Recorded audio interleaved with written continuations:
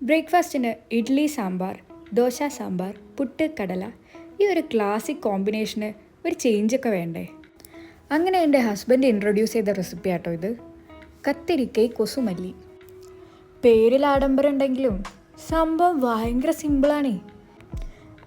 അതുവരെ ഒരാൾ ഞാൻ ഉണ്ടാക്കാമെന്ന് ചാടിക്കറി ഏറ്റപ്പോഴേ എനിക്ക് മനസ്സിലായതാണ് കേട്ടോ. ഇതിൽ ബ്രിഞ്ചാൾ അഥവാ വഴുതന എനിക്കിഷ്ടമില്ലാത്ത ഒരു വെജിറ്റബിളാണ് കേട്ടോ. എനിക്കിഷ്ടമല്ല എന്നൊക്കെ ഇവിടെ ആര് കേൾക്കാൻ.